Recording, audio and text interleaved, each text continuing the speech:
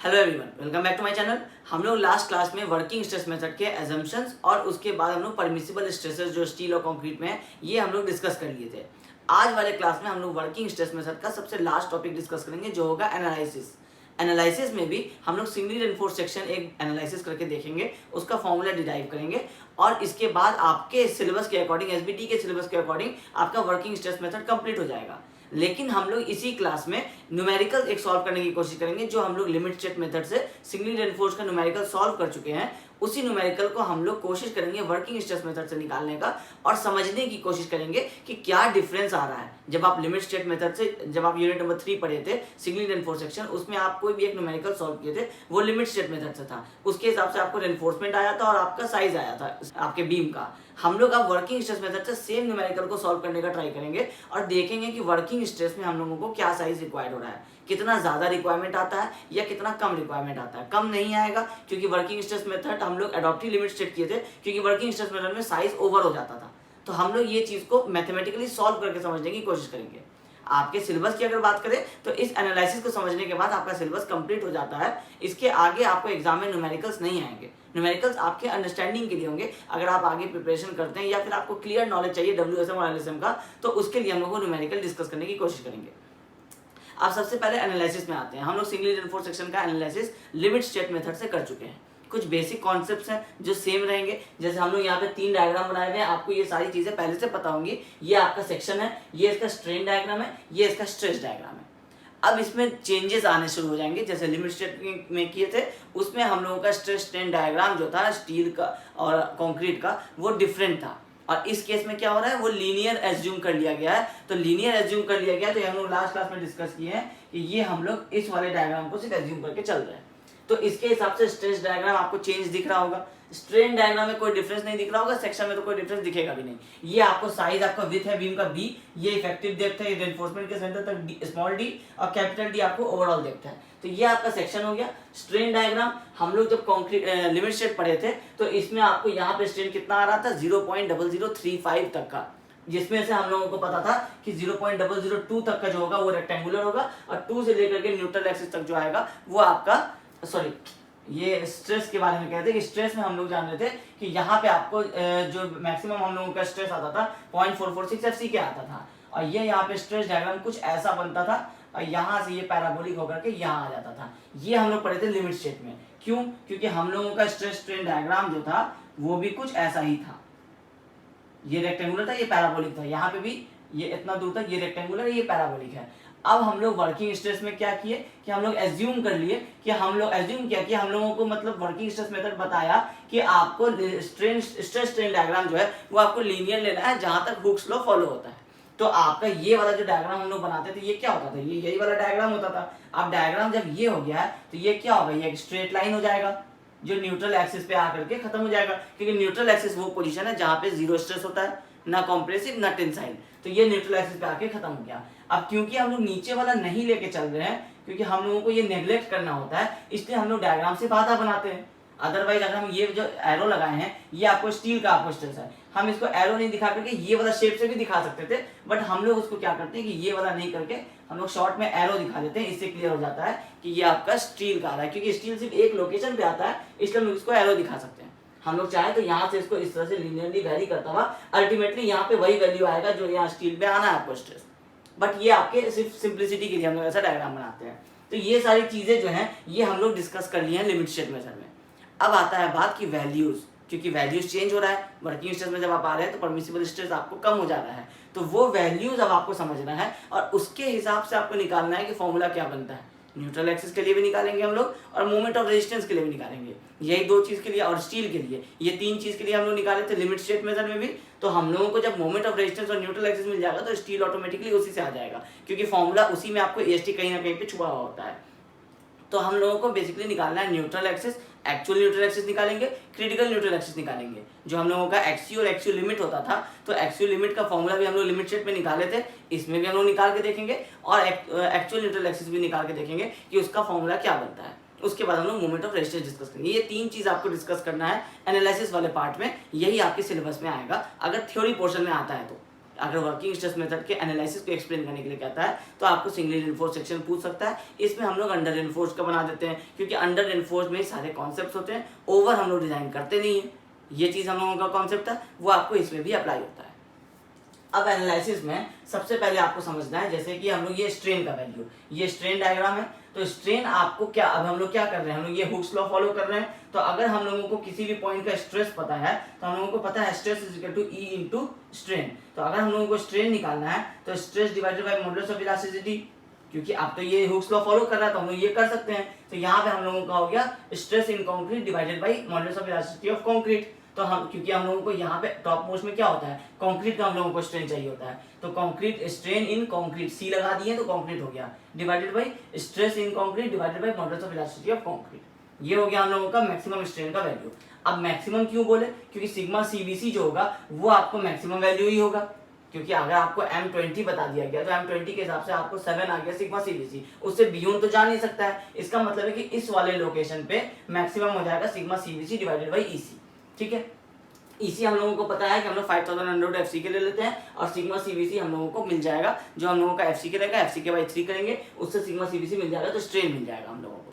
ये हो गया एक चीज, ये हो गया कंक्रीट का। अब स्टील की जब हम बात करते हैं तो स्टील यहाँ जो हम लोग प्रोवाइड कर रहे हैं एएसटी, ये तो हम लोग जब नॉर्मल लिमिट स्टेट मेथड पढ़ते हैं तो ये टोटल आपका एरिया ऑफ कंक्रीट होता है, ये आपका एरिया ऑफ स्टील होता है। जब हम वर्किंग स्ट्रेस में आ रहे हैं तो हम लोगों को क्या करना है, मॉडुलर रेशियो लाना है, क्योंकि हम लोग ये स्टील का एरिया डायरेक्टली इसके साथ तो ऐड नहीं कर सकते, तो हम लोगों को क्या करना पड़ता है, इस पूरे को एक कंक्रीट के इक्विवेलेंट एरिया में चेंज करना पड़ता है, ताकि ये रिइंफोर्समेंट का एरिया जो भी है, तो हम लोग जब उसको m इंटू AST कर देते हैं तो ये क्या हो जाता है कि अब ये इक्विवेलेंट, क्योंकि ये m कहाँ से लाए हम लोग, स्टील और कंक्रीट का जो डिफरेंस था मॉडुलर रेशियो था वो आया हम लोगों का m, तो इसको जब हम लोग AST के साथ मल्टीप्लाई किए तो अब ये टोटल एरिया में आप स्टील और कंक्रीट दोनों को ऐड कर सकते हैं।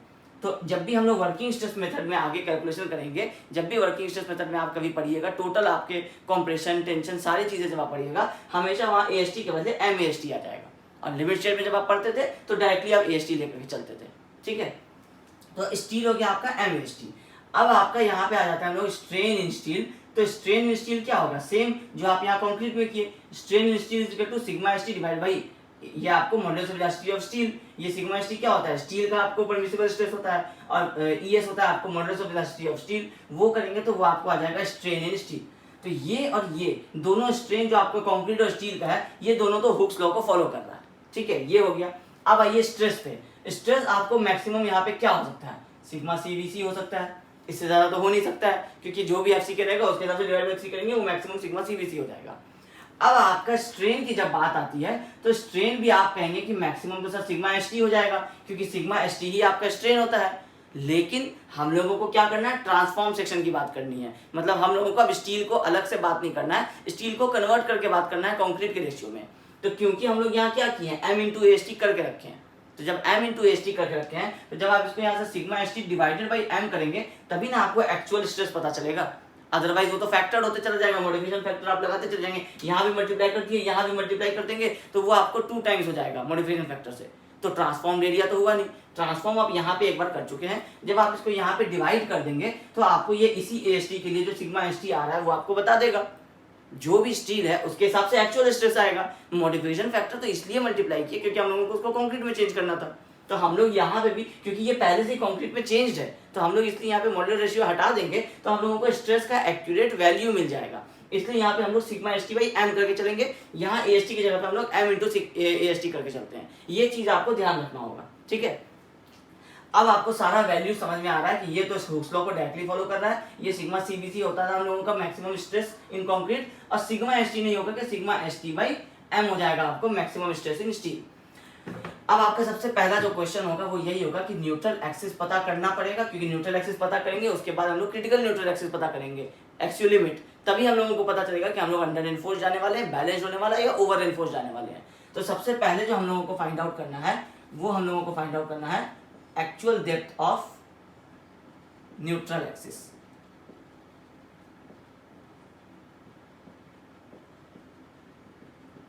अब actual depth of neutral axis find out करने के लिए पहले हम लोगों को पता होना चाहिए कि न्यूट्रल एक्सिस का ये वाला हाइट हम लोग पहले भी डिस्कस किया लिमिट स्टेट में कि इसको हम लोग XU लेके चलते थे और इसको हम लोग D माइनस XU लेके चलते थे। अब हम लोग क्या किए, वर्किंग स्ट्रेस में एक्सयू नहीं लिख करके हम लोग एक्स ए लिखते हैं, क्योंकि वर्किंग लिमिट स्टेट में हम लोग क्या करते हैं, एक्सयू लिखते थे अल्टीमेट के लिए। अब हम लोग क्या कर रहे हैं, एक्चुअल निकाल रहे हैं, तो एक्चुअल निकाल रहे हैं तो इसको हम लोग अब एक्से से डिनोट करेंगे। तो एक्से फाइंड आउट करने के लिए हम लोग क्या करेंगे कि हम लोगों का ये कॉन्क्रीट कॉम्प्रेसिव जोन है, तो हम लोग इसका मोमेंट ऑफ एरिया निकालेंगे न्यूट्रल एक्सिस पे, और ये हमारा जो टेंसाइल जोन हम सिर्फ स्टील लेते हैं, तो इस स्टील का भी हम लोग मोमेंट ऑफ एरिया निकालेंगे इसी न्यूट्रल एक्सिस पे। तो इस वाले का टोटल एरिया क्या हो जाएगा, बी इंटू एक्स, और इसका ये क्योंकि ये रेक्टेंगुलर है तो ये सेंटर से लेके ये वाला डिस्टेंस हो जाएगा मोमेंट के लिए, तो ये हो जाएगा आपको B into X A by 2, ये हो जाएगा आपको इसका एरिया इंटू ये वाला डिस्टेंस। इसका एरिया क्या हो जाएगा, m into a s T, क्योंकि हम लोग एस टी तो लेंगे नहीं, वर्किंग स्ट्रेस में है, और ये वाला डिस्टेंस क्या हो जाएगा, d minus x a sorry.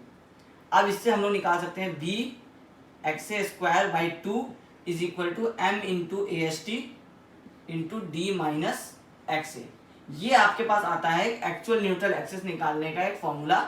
इसको अभी हम लोग और आगे सॉल्व नहीं कर सकते, क्योंकि अब इसमें हम लोग जब वैल्यू पुट करेंगे ना, फिर ये आपको आगे और सिंप्लीफाई होकर के क्वाड्रेटिक इक्वेशन बनेगा, और उससे आपको न्यूट्रल एक्सिस का वैल्यू मिल जाएगा। ठीक है, इसमें क्योंकि अब स्क्वायर भी है और सिंगल भी है, तो हम लोग इसको अब बहुत ज्यादा कॉम्प्लिकेटेड नहीं करेंगे। ये आपके पास एक इक्वेशन हो गया, ये हो गया एक्स ए फाइंड आउट करने का इक्वेशन। इसमें आपको एक्स ए अननोन रहेगा, बी पता रहेगा, आपको एम पता रहेगा, आपको एस टी पता रहेगा, डी पता रहेगा। ये सारी चीजों को आप पुट करेंगे तो आपको न्यूट्रल एक्सिस निकल करके आ जाएगा, एक्चुअल न्यूट्रल एक्सिस। अब ये हुआ एक्चुअल। अब आपको जैसे लिमिट स्टेट में हम लोग पढ़ते थे कि हम लोगों का एक्सयू या तो लेस देन एक्सयू लिमिट होगा, या फिर एक्सयू इक्वल टू एक्सयू लिमिट होगा, और या फिर आपका एक्सयू ग्रेटर देन एक्सयू लिमिट होगा।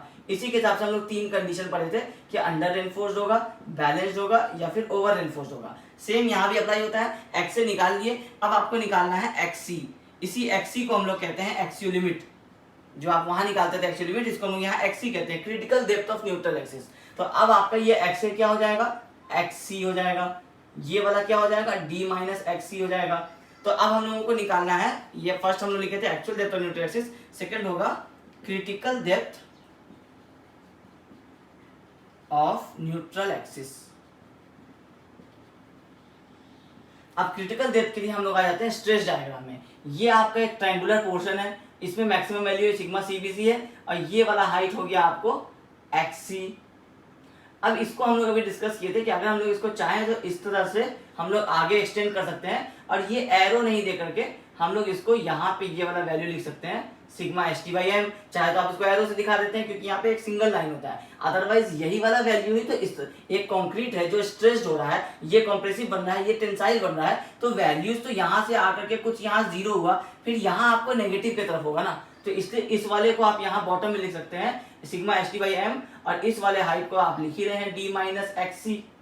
तो अब अगर आप इसमें सिमिलर ट्रायंगल लगाइएगा, applying similar triangle rule, applying similar triangle rule, तो इसमें आपको सिमिलर ट्रायंगल में क्या होगा, sigma CBC divided by XC is equal to sigma S T by M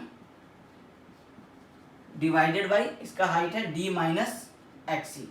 इसको हम लोग चाहें तो और सॉल्व कर लेंगे, ये हो जाएगा आपको सिग्मा सीबीसी, इसको यही करते हैं, sigma CBC into D minus XC is equal to sigma S T by M into XC. फिर इसको हम लोग आगे और फर्दर सॉल्व कर लेंगे। तो ये आपको हम लोग सारे एक्ससी के टर्म्स को एक तरफ अगर ले आए, तो ये हो जाएगा आपको sigma CBC into D minus sigma CBC into XC is equal to, इसको हम लोग ब्रैकेट ओपन कर दे रहे हैं, ये हो जाएगा sigma S T by M into XC. अब इसमें भी एक्ससी है, इसमें भी एक्ससी है, हम लोग इसको एक तरफ ले चलते हैं, sigma CBC into D is equal to sigma S T by M into XC plus sigma CBC into XC. अब इसमें एम हम लोग इधर मल्टीप्लाई कर देते हैं, तो M into sigma CBC into D is equal to, यहाँ पे हम लोग एक्ससी कॉमन ले लेते हैं, तो ये हो जाएगा sigma S T plus sigma CBC. अब इसको जब हम लोग एक्ससी को इस तरफ ले लेते हैं, इसको एक तरफ ले आते हैं, तो इसके लिए हमको ये इरेज करना पड़ेगा। तो इसमें आपका ये वाला हो जाएगा m into sigma CBC into D, और इसमें हम ये वाला टोटल को एक तरफ इस तरफ बॉटम में ले आते हैं, तो ये हो जाएगा sigma S T plus sigma CBC is equal to XC. अब इसमें आप ये कर सकते हैं कि सिग्मा सीबीसी आपको ऊपर नीचे दोनों तरफ, आप इसको अगर कॉमन ले लीजिए तो सिग्मा सीबीसी कॉमन लेंगे तो ये हो जाएगा m इंटू ये sigma S T by M था, यहाँ सिग्मा सीबीसी, तो हम लोग इसको इस तरह से रखते हैं, ये sigma S T by m ही रहने देते हैं और यहाँ से m हटा देते हैं, ये सिग्मा सीबीसी ही इसको इस तरह से रहने देते हैं। मतलब हम लोग ये जो m यहाँ मल्टीप्लाई किए थे ये m यहाँ निकल के यहीं रहने देते हैं, ये एक साथ ही सारा टर्म रहे तो बेटर है, ये सिग्मा सीबीसी इंटू डी रहेगा। अब इस टोटल को हम लोग यहाँ ले आए बॉटम में। अब इसके बाद हम लोग सिग्मा सीबीसी कॉमन ले रहे हैं तो यहाँ हो जाएगा आपको d divided by sigma S T by M into sigma CBC हो जाएगा, क्योंकि यहाँ पे सिग्मा सीबीसी है नहीं तो ये डिनोमिनेटर में आ जाएगा +1 हो जाएगा, ठीक है, इज इक्वल टू एक्सी। तो इसको हम लोग इस तरह से लिख सकते हैं कि यहाँ पे आपको, अच्छा एक सॉरी, ये यहाँ से भी तो सिग्मा सीबीसी बाहर आएगा ना, यहाँ से सिग्मा सीबीसी बाहर किए तो ये इंटू डी हो गया, और यहाँ भी आपको सिग्मा सीबीसी अगर हम लोग कॉमन लेते हैं तो इसमें तो आपका डिवाइड हो गया सिग्मा सीबीसी और यहाँ डिवाइड होकर के 1 हो गया, तो 1 हो गया तो आपका ये वाला जो है ये आपका कट जाएगा, तो ये एक्सी आपका आ जाएगा d divided by 1 plus sigma S T divided by M into sigma CBC. ये वाला आपका जो एक फॉर्मूला बन करके आया, इससे आपको पता चलता है आपका depth of neutral axis, critical depth of neutral axis. अब ये हम लोग जानते हैं, जब हम लोग लिमिट स्टेट पढ़े थे तो हम लोगों को पता है कि एक्सी इज इक्वल टू के इंटू डी होता है जनरली, तो आपको ये के क्या होगा, कोई एक कांस्टेंट होगा और डी आपका वैरी करता रहेगा, जैसा जैसा डी होगा वैसे वैसे आपका ये वैल्यू चेंज हो जाएगा। तो आप इस फॉर्मूले को देखेंगे तो इसमें आपको ये लग रहा है कि एक्सी is equal to 1/1 plus sigma S T by M into sigma CBC, ये वाला वैल्यू आपको के लग रहा है इंटू आपको डी हो रहा है, आप यहाँ से डी हटा के यहाँ कर दीजिए तो ये आपको के का वैल्यू हो जा रहा है, तो आप लिख सकते हैं K is equal to 1/1 plus sigma S T divided by M into sigma CBC, ठीक है। तो ये वाला वैल्यू आपको अगर सिग्मा एस टी पता रहता है कि जैसे आपको स्टील आप जानते हैं कि आप कौन सा प्रोवाइड कर रहे हैं तो आप उसका 0.55 एफ करके सिग्मा एस टी निकाल लेते हैं। सिग्मा सीबीसी आपको पता रहता है, जैसे एफ सी के पता रहेगा तो आप सिग्मा सीबीसी निकाल लीजिएगा, उसके बाद उससे आपको मॉड्यूलर रेशियो निकल जाएगा। तो ये टोटल वैल्यू क्या होगा, ये जैसे ही आपको स्टील और कॉन्क्रीट का ग्रेड पता चलेगा आपका के वैल्यू निकल करके आ जाएगा। जैसे हम लोग उसमें क्या करते थे, 700 divided by 1100 plus 0.87 F Y by E S, ये वाला वैल्यू का हम लोग सॉल्व करते थे। तो इसी से हम लोगों को 0.48, 0.46 और 0.53 ये तीन वैल्यू हम लोगों को मिलता था अलग अलग ग्रेड्स के लिए, FE 250, 415 और 500 के लिए। वैसे यहाँ भी होगा, यहाँ भी आप अलग अलग स्टील और उसके लिए आप ये के का वैल्यू निकाल लीजिए, इस के वैल्यू को यहाँ पुट कीजिए, डी आपका जो रहेगा इफेक्टिव डेप्थ उससे मल्टीप्लाई कीजिए तो आपको ये एक्सी निकल करके आ जाएगा। तो actual depth of neutral axis हम लोग अभी एक फॉर्मूला से निकाल दिए, ये हो गया आपका critical depth of neutral axis. अब यही फॉर्मूलाज को लेकर के हम लोग आगे न्यूमेरिकल करेंगे जैसे हम लोग लिमिट स्टेट में किए थे। ये सारा चीज हम लोग सेम वही चीज कर रहे हैं रिपीट करके, बस हम लोग क्या कर रहे हैं अब वैल्यूज अलग अलग हो गए हैं, वो वैल्यूज अलग अलग हम लोग पुट कर रहे हैं और जहां तक सॉल्व हो रहा है वहां तक हम लोग एक फॉर्मूला निकाल ले रहे हैं। ये फॉर्मूला आपको आईएएस कोर्स में भी आपको दिया हुआ है, आपके पेज नंबर 80 से आपका वर्किंग स्ट्रेस मेथड स्टार्ट होता है, वहां पे भी आपको ये सारे फॉर्मूला जो है ये दिख जाएंगे।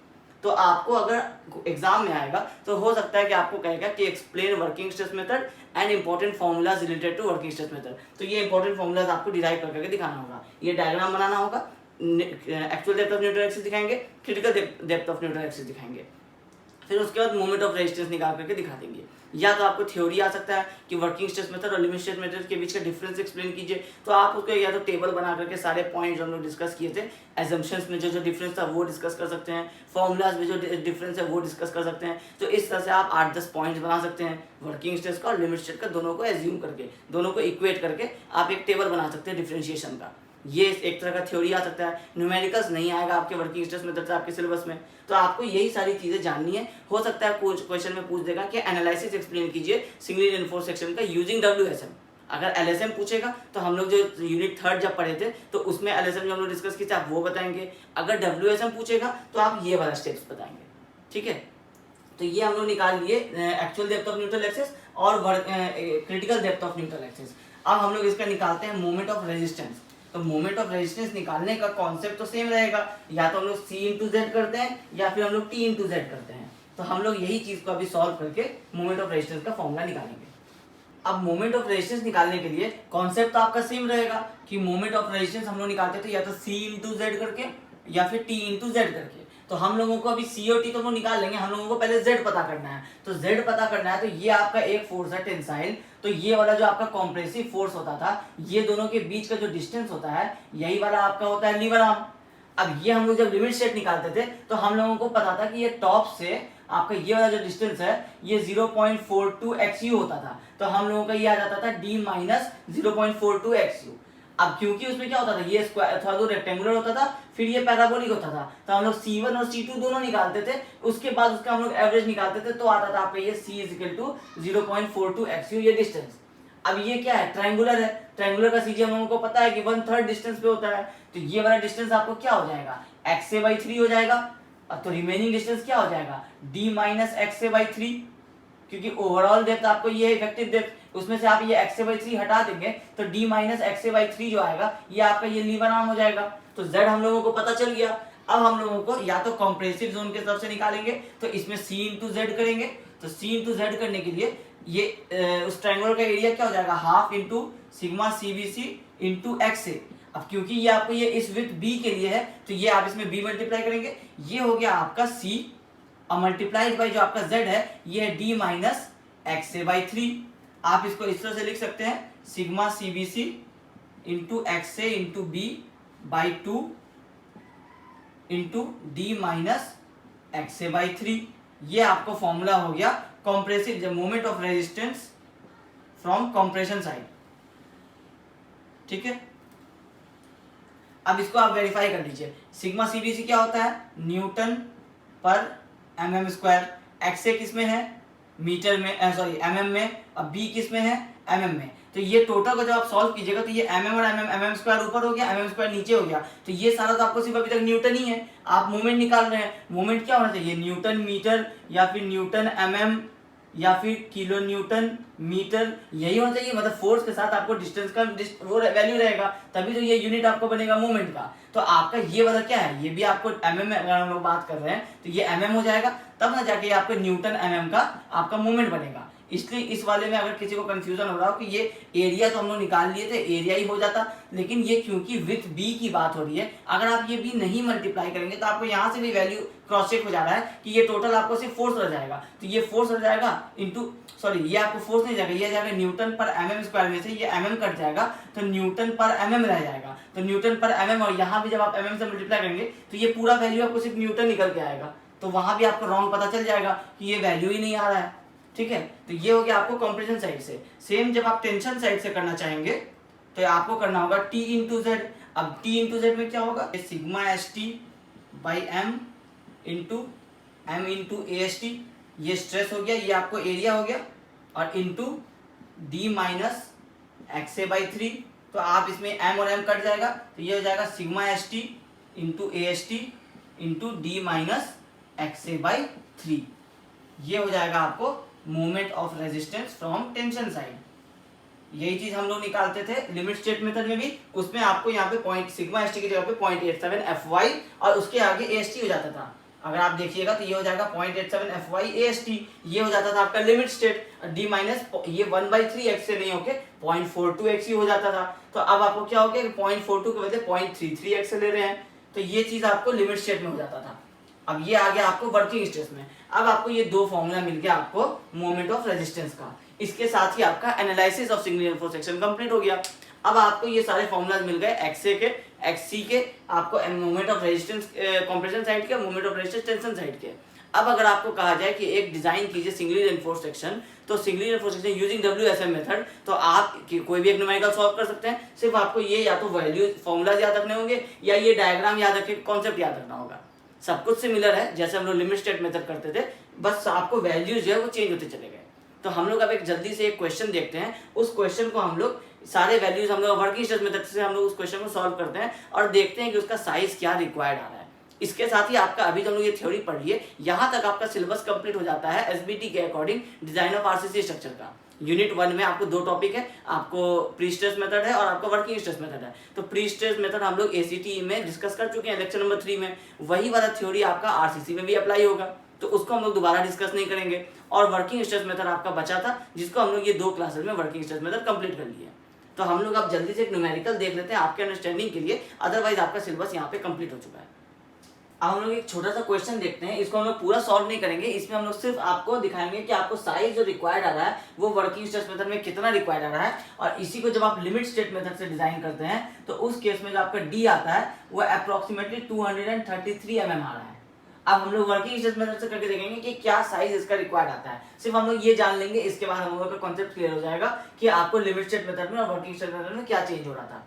अब क्वेश्चन कह रहा है design rectangular beam of effective span of 4.3 metre subjected to a moment of 37.55 kilonewton metre use M25 concrete and Fe500 steel.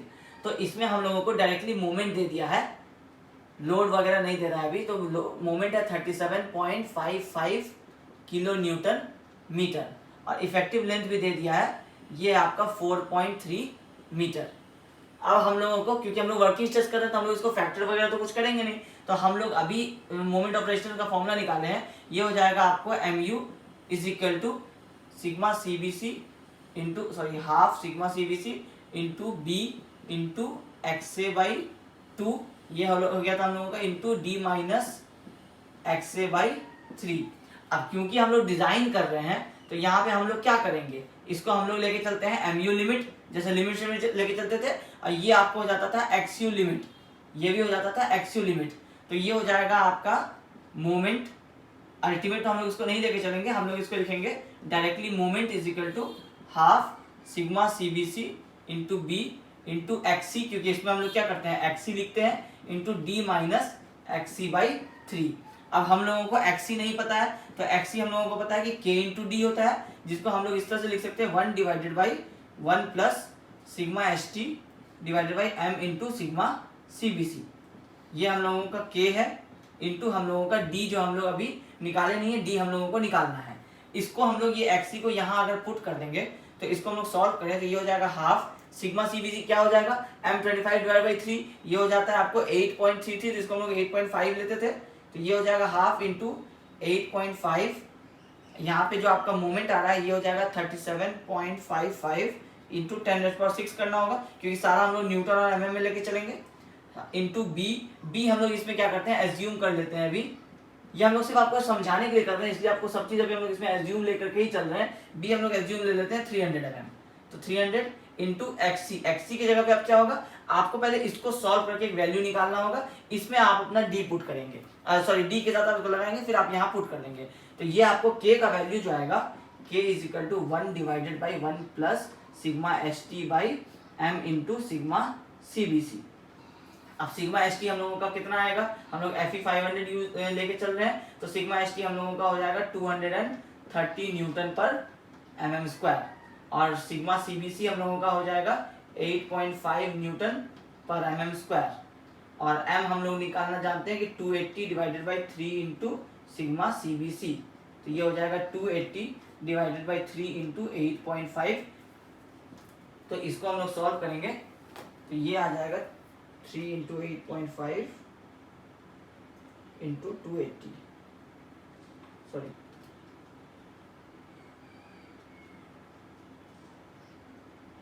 ये आ रहा है 10.98, तो इसको हम लोग 11 ले लेते हैं मॉडुलर रेशियो, तो जब मॉडुलर रेशियो 11 हो गया तो ये 11 हम लोग यहाँ पुट करेंगे, तो K का वैल्यू आ जाएगा 1 divided by 1 plus 230 divided by 11 into sigma CBC है 8.5। इस पूरे को हम लोग सॉल्व कर लेते हैं,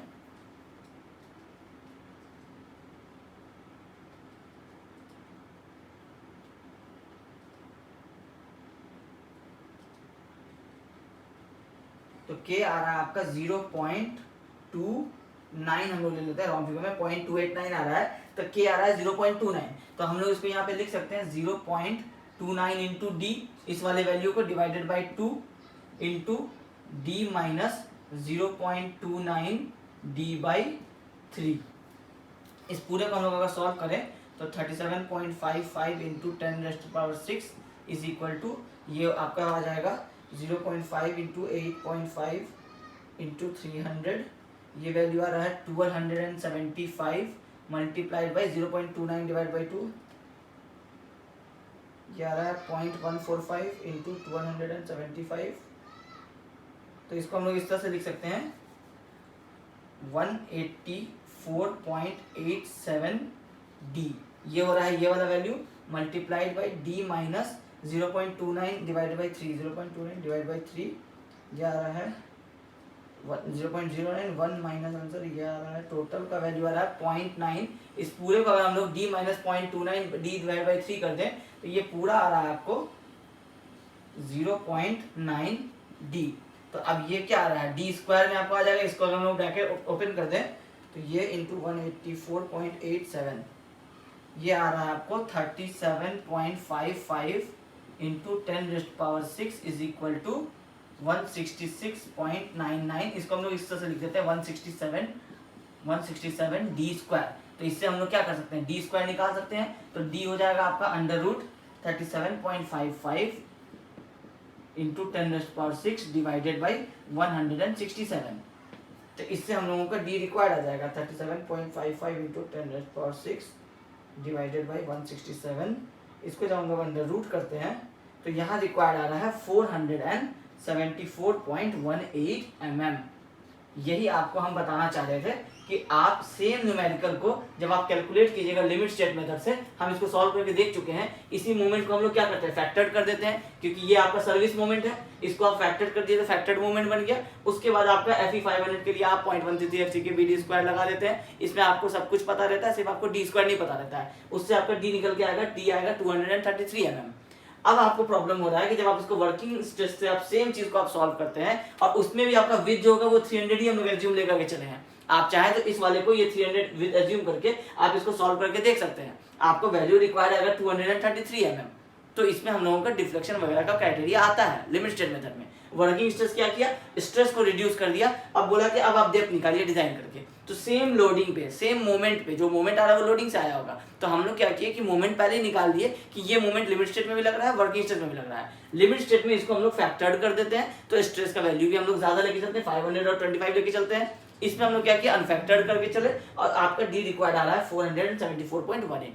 ये आपको ऑलमोस्ट डबल का डिफरेंस नहीं है, मगर आपको इसको अगर हम लोग रेशियो निकाल दें तो 474.18 डिवाइडेड बाई 233, ये आपको ऑलमोस्ट डबल का डिफरेंस है, क्योंकि 233 इंटू 2 आपका आ जाता है 466। मतलब आपको जितना लिमिट स्टेट में रिक्वायर्ड हो रहा है उससे डबल आपको वर्किंग स्ट्रेस में रिक्वायर्ड होता है। अगर हम लोग सिंगली रेनफोर्स सेक्शन की बात करें तो एक सिंगली रेनफोर्स बीम अगर आप बनाते वर्किंग स्ट्रेस से पहले तो आपको डबल साइज रिक्वायर्ड रहा था। लिमिट स्टेट मेथड आने के बाद वो हाफ हो गया। तो जब हाफ हो गया तो उसमें थोड़ा सा रेनफोर्समेंट आप इंक्रीज कर दिए या फिर आप डिफ्लेक्शन का क्राइटेरिया वगैरह आ गया, तो उससे आपका कंजर्वेशन स्टार्ट हो गया। आपका जो मेंबर साइजेस है वो सडनली हाफ में रिड्यूस हो गया। तो ओवरऑल जो आपका बिल्डिंग में कंजम्पशन होता था, स्टील भी आपको इसी हिसाब से, जब आप स्टील भी निकालेंगे तो जब आपका साइज रिक्वायर्ड ज्यादा आ रहा है तो आपका स्टील भी निकालते समय स्टील रिक्वायरमेंट भी ज्यादा आएगा। ये आपका डिफरेंस होता है वर्किंग स्ट्रेस मेथड में और लिमिट स्टेट मेथड में। तो हम लोग का जब लिमिट स्टेट मेथड से हम लोग आगे डिजाइन कर रहे हैं, 1978 से लेकर के अर्ली 2000 तक वर्किंग स्ट्रेस मेथड आपको ज्यादा चला। फिर 2000 में जब वर्किंग लिमिट स्टेट मेथड आया तब से आपको लिमिट स्टेट मेथड पे ही ज्यादातर डिजाइन होते आ रहे हैं। और अब आपको ये लिमिट स्टेट मेथड और इसके बाद अब प्री स्ट्रेस मेथड पे आपको डिजाइन होना स्टार्ट हो गया है। पहले वर्किंग स्ट्रेस आया, फिर लिमिट स्टेट आया और अब आपको प्री स्ट्रेस मेथड चलता है, क्योंकि लिमिट स्टेट में भी आप बहुत ज्यादा स्पैन के आप बीम्स नहीं दे सकते हैं, क्योंकि उसमें बेंडिंग मोमेंट ज्यादा आएगा, फिर उसमें डिफ्लेक्शन आएगा, रेनफोर्समेंट लगेगा, साइज रिक्वायर्ड होगा। इसके लिए ये आया था प्री स्ट्रेस मेथड कि पहले से हम लोग स्ट्रेस वैल्यूज प्रोवाइड कर देते हैं टेंडेंस के थ्रू और आपको बड़े स्पैन आप दे सकते हैं, जैसे आप ब्रिजेस वगैरह में देखते हैं। तो इसके लिए प्री स्ट्रेस के बारे में हम लोग पढ़े हैं ACT के लेक्चर में, लेक्चर नंबर 3 है हम लोगों का, जिसमें हम लोग प्री स्ट्रेस कंक्रीट के बारे में पढ़ाई की है। तो इसके साथ ही आपका पूरा डिजाइन ऑफ RCC स्ट्रक्चर का सिलेबस इस क्लास के साथ आज खत्म हो जाता है। अब हम लोग नेक्स्ट आगे जब भी हम लोग का RCC का क्लास होगा तो हम लोग लाइव सेशंस रखने का कोशिश करेंगे और लाइव सेशंस में हम लोग unit wise objective questions discuss करेंगे। जैसे हम लोग पढ़ाई किए थे यूनिट नंबर 2 से स्टार्ट किए थे, हम लोग वैसे ही ऑब्जेक्टिव भी यूनिट नंबर 2 से स्टार्ट करेंगे। यूनिट नंबर 2 के हम लोग टोटल 20 क्वेश्चंस ऑब्जेक्टिव डिस्कस कर लेंगे एक क्लास में। फिर नेक्स्ट क्लास में यूनिट नंबर 3 पे आएंगे, 4 पे आएंगे, 5 पे आएंगे। ऐसे करते करते आपको सारे यूनिट से ही एटलीस्ट 15 to 20 क्वेश्चन सारे यूनिट से हम लोग डिस्कस करने की कोशिश करेंगे। एग्जाम में आपके अभी टाइम है, तो जब तक हम लोग ऑब्जेक्टिव डिस्कस करेंगे तो उससे आपको ऑब्जेक्टिव क्वेश्चन के साथ साथ वहां पे आपको उसके कॉन्सेप्ट भी हम लोग क्लियर करेंगे। अगर आपके ऑब्जेक्टिव्स में आप लोग सारे अलग अलग आंसर देते हैं तो वहां पे आपको बताएंगे कि ये आपका क्यों इस तरह से आंसर आ रहा है, इसके पीछे का रीजन क्या हो सकता है।